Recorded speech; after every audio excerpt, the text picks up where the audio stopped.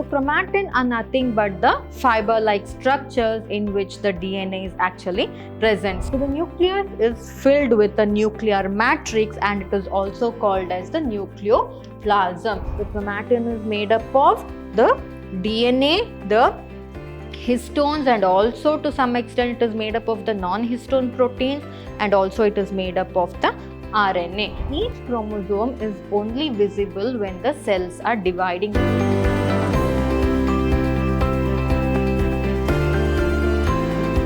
Hello everyone, a warm welcome to the last session of this chapter, that is Cell, the Unit of Life. I am Dr. Divya, Biology Faculty, Vidhyaashram Pre-University College, Mysuru, Temple of Excellence. So in the previous session, we studied about the centromeres and the centrosome, and also we studied about the cytoskeleton, which provides structural as well as mechanical support to the cell. In today's session, we shall concentrate on the chromosomes and the nucleus. So the nucleus contains the chromosomes. About all these we shall study in today's session. So starting with the nucleus.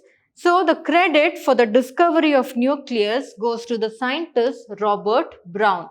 So in the year 1831, Robert Brown discovered nucleus. So where is this nucleus actually present? It is present in the cytoplasm of the cell, and the nucleus is the functional unit of the cell because it controls all the other activities of the cell. Why? Because the nucleus is the one which possesses the genetic material inside it called as the deoxyribonucleic acid or the DNA. And the discovery was done by Robert Brown in 1831, and apart from that, the discovery of chromatin was done by the scientist Fleming. So chromatin. So chromatin are nothing but the fiber-like structures in which the DNA is actually present. So if I draw a nucleus inside a cell, so this is the cell and there is a presence of the nucleus. In the nucleus, you can see fiber-like structures being arranged. So this is nothing but the chromatin, and in this chromatin, if I take a small portion of this chromatin and observe under the microscope, I can see chromosomes. So finally, what is this chromosome made up of? In the chromosome is arranged the DNA-like structure which is arranged in the form of threads. So all these chromosomes together collectively they look like a fibrous structure which is nothing but the chromatin. So therefore, though nucleus was discovered by Robert Brown, what is there inside the nucleus?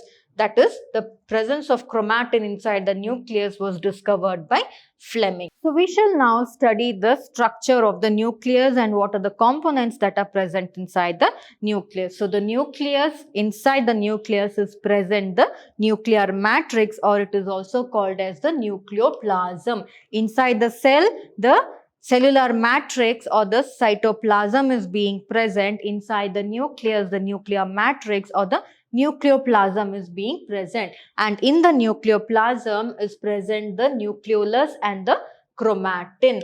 So inside the cell, cytoplasm is there. In the cytoplasm, different organelles are there, in which nucleus is also there in the cytoplasm. Inside the nucleus, nucleoplasm is there. In the nucleoplasm, there is presence of the nucleolus and the chromatin. So as you can see here, this is the structure of the nucleus. Inside the nucleus is present the nucleoplasm. And in the nucleoplasm is present the chromatin. So this is the chromatin that is present.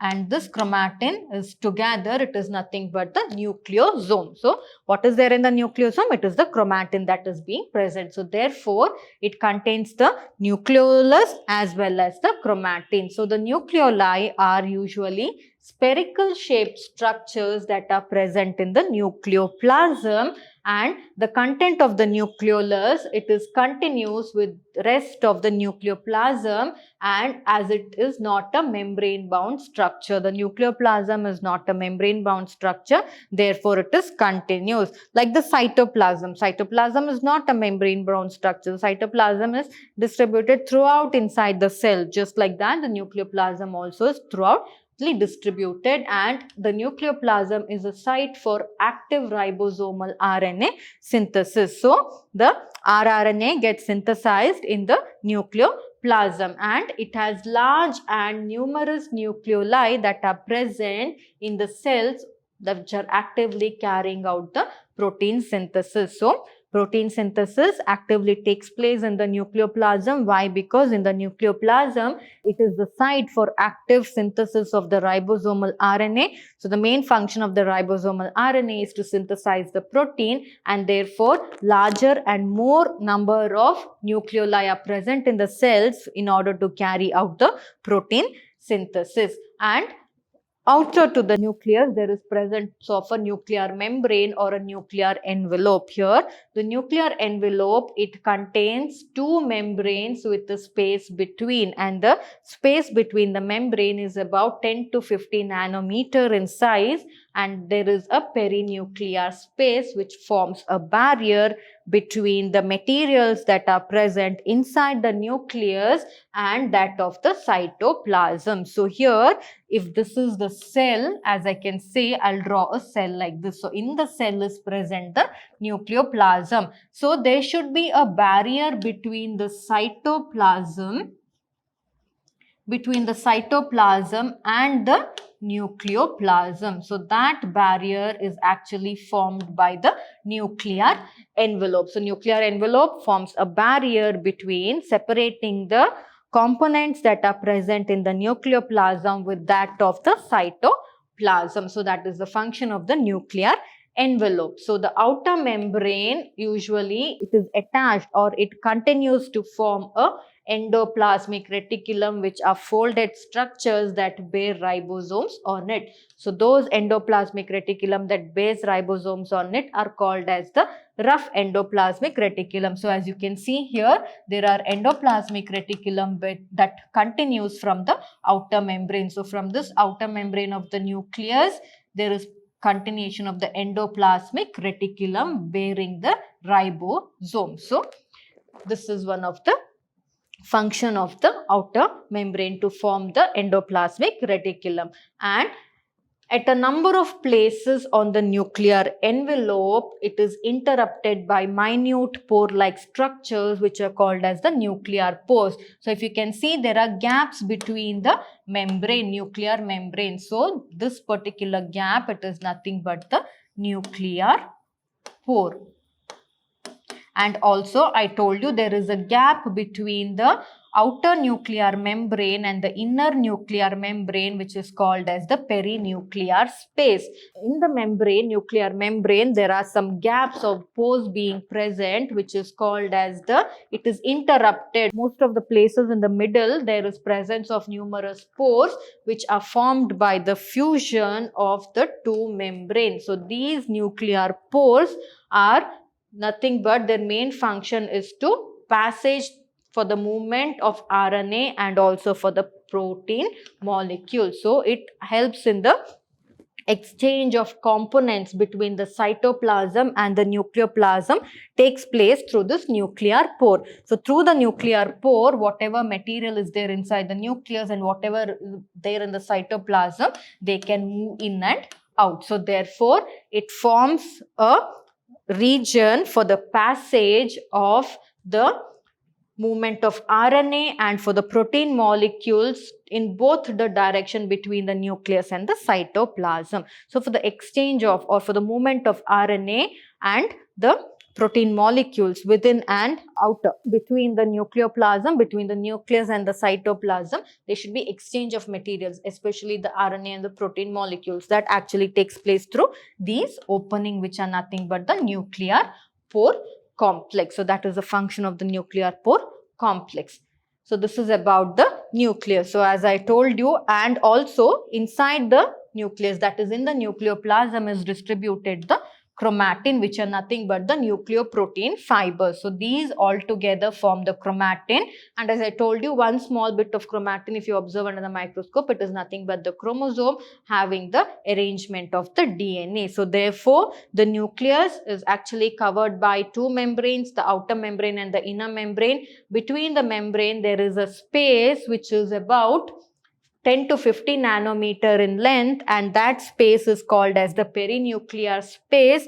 And in the nuclear membrane, there are presence of small openings or pores called as the nuclear pore, which actually helps in the exchange of the RNA and the nucleoproteins between the RNA and the protein molecules between the cytoplasm and the inner components of the nucleus or the nucleoplasm. And within the nucleus, that is in the nucleoplasm, is present the chromatin fibers which bear the chromosomes and the DNA. And not just that, in one of the region of the outer membrane, it continues to form the endoplasmic reticulum which bears the ribosomes, and this endoplasmic reticulum is called as the rough endoplasmic reticulum. So this is about the structure of the nucleus in detail. So next, moving on to the inner material that is present in the nucleus, which is nothing but the chromatin. So the chromatin, it contains DNA and some proteins which are called as histones. Why histones are present? Say these are the histone molecules. So they are usually arranged in, there are 4 types of histones which are actually arranged in 8, that is in octamer. So they are arranged in 8, that is in 2 pairs they will be arranged. So they will be arranged in pair, and around these histones the DNA will be coiled like this. So that is why in the chromatin, what is the DNA is there? Where will the DNA be coiled? It is coiled around the histone. So I can tell you why is the DNA coiled like this is because the DNA, the length of the DNA is very, very long. So imagine, can that DNA hold inside the that tiny chromosomes? No. So if it is very lengthy, so that is why it occurs in folds like this. So these folds are held like that by the presence of the proteins called as the histone. So therefore, the chromatin contains DNA, and also it contains some basic proteins called as the histones, and also it contains some non-histone proteins, and also some RNA are being present. So you can see this is the chromosome. So where is the chromosome being present? As I told you, there are the chromatin being present like this, right? So here, as you can see, this chromatin is nothing but chromosome, and in the chromosome, the DNA is being arranged. How it is arranged? It is arranged coiled around the histone. So these are the histone proteins. It is coiled around the histone.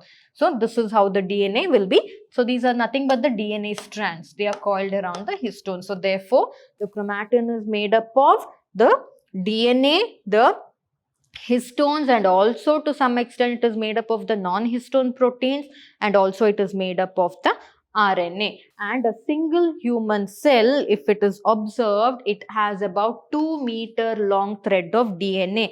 That 2-meter long thread of DNA, it is not possible to fit itself inside the chromosome. Imagine the chromosome is just so small. Can a 2-meter, if the DNA is linear like this, can the entire length of DNA fit in one arm of the chromosome? It is not possible.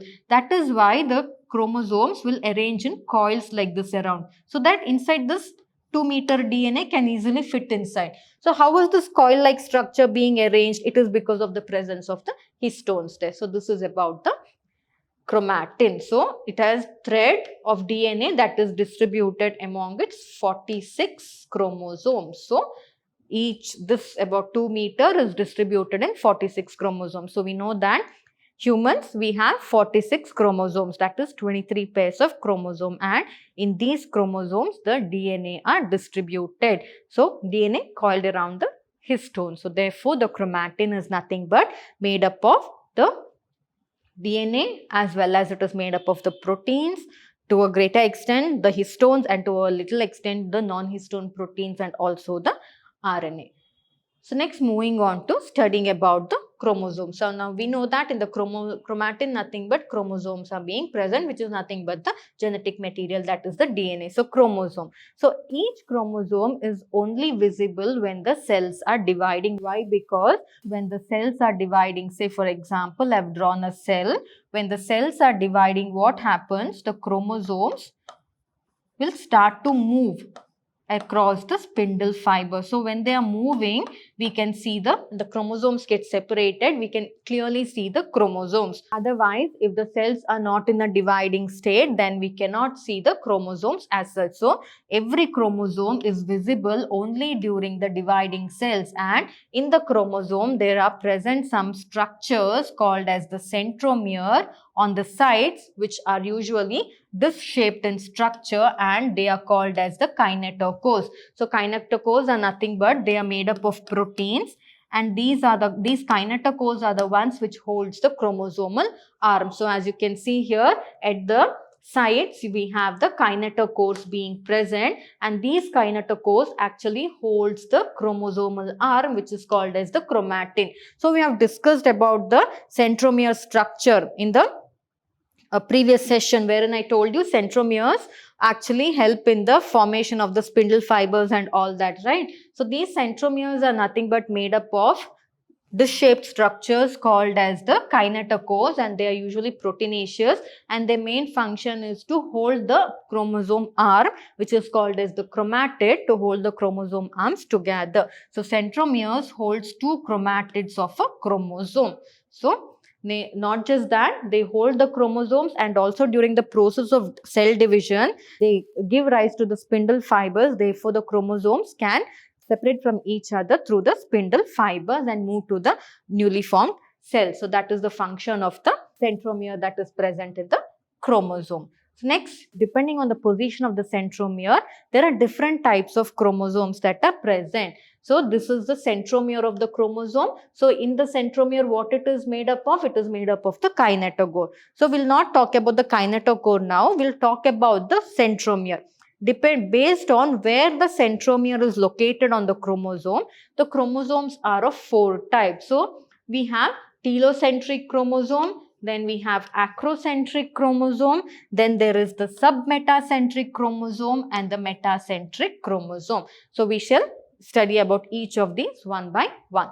So telocentric chromosome, name itself suggests centric, means it is present at the terminal centromere. So it is present at the center, telocentric. But where is the telomere? So remember, in the chromosome, the telomere is actually present at the tip. So the terminal center. So this terminal center, the telocentric chromosome has a terminal centromere. As you can see here, it has the centromere located at the telocentric end of the chromosome, at the terminal end of the chromosome. Therefore, it is called as the telocentric chromosome. So such chromosomes will have two very short arms and two longer arms. And next, talking about the acrocentric chromosome. Here, acrocentric chromosome, the centromere is situated close to its end, forming one extremely short and one very long arm. As you can see here, the centromere is located to the end of the one of the chromosome. So this chromosome arm, to one end of the chromosome arm it is located. That is why one arm of the chromosome is short and the other arms are longer in nature. Such an arrangement is called as the acrocentric chromosome. When it comes to submetacentric chromosome, here the centromere is slightly away from the middle. As you can see, the centromere, instead of being situated exactly at the middle somewhere here, it is positioned slightly away from the middle. That is submetacentric. It is positioned slightly away from the middle of the chromosome. Therefore, it results, again here also it results in shorter arm and one more is longer arm. This is short arm, this is long arm. So such an arrangement of chromosome is called as the submetacentric. That is slightly away from the center it will be situated. Here it is situated towards the telomere. If the telomere is somewhere here in the chromosome, the centromere is situated here. That is why these arms will be very short and these will be very long arms it will form. So say for example, here I have the chromosome like this, the chromosome. Here it is the centromere is situated somewhere here, that is close to the end of the other end of the chromosome arm. Therefore, this will be short arm, this will be long arm. So in here again here also, so this is the chromosomal arm like this. So here again what happens, the centromere is situated, actually it should be situated exactly at the center here, but it will be situated somewhere here, that is away from the center. Therefore, it will have a one pair of the arm will be shorter and the other pair will be longer. When it comes to metacentric chromosome, it is exactly situated at the center. So here, if this is a chromosome, arms like this, exactly at the center, the centromere will be situated. Therefore, both the arms are of the same size. So, you can see this arm and this arm both are of the same size. So, here the centromere is situated exactly at the middle, forming two equal arms of the chromosome. So, such an arrangement of centromere is called as the metacentric chromosome. So, therefore, based on the arrangement or based on the centromere on the chromosome, there is presence of telocentric chromosome, acrocentric chromosome, submetacentric chromosome and metacentric chromosome. So next, moving on to studying some of the few characteristic in a chromosome, wherein sometimes in few of the chromosome there is presence of a non-staining secondary region or a constriction that is called as the satellite. So this gives the appearance of a small fragment called as the satellite. So those chromosomes bearing a constriction, secondary constriction that is not stained, it will not take up any color. So non-staining secondary constriction that is present at the one end of the chromosome forms a satellite chromosome. So this secondary constriction, if it is present, and if it forms a satellite like region in one pair of the chromosomal arm, then such chromosomes are called as the satellite chromosome. So there is presence of the satellite region. So these regions or secondary constriction that are present in the arms of the chromosome, they actually help in the formation of the spindle fiber, and also they contribute a lot during the cell division process for the movement of the chromosome, for the all that they help. So this is one of the region that is present in the chromosome, which is called as the satellite. That small fragment that is nothing but a secondary constriction that is being formed, it is called as the satellite chromosome. So here also you can see the presence of the centromere, and based on the position where the centromere is present, we can easily say that this is a metacentric chromosome. So because the centromere is actually present at the center here. So this is about the satellite chromosome. So I hope you understood this session very well, wherein we studied about the nucleus and what are the components of the nucleus. I told you it is covered by an outer membrane and an inner membrane, and it has a nucleoplasm within which is present the chromatin, and in the chromatin is present the genetic material, that is the DNA, which is arranged in the chromosomal arms, and these DNA are coiled inside the chromosome by the help of proteins called as the histone proteins.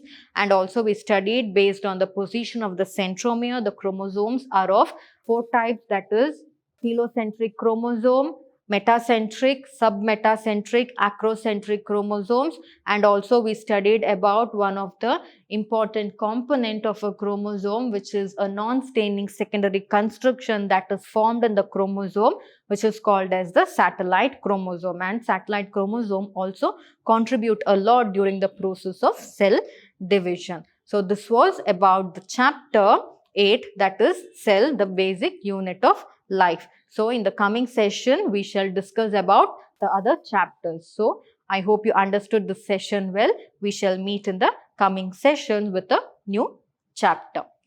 Thank you.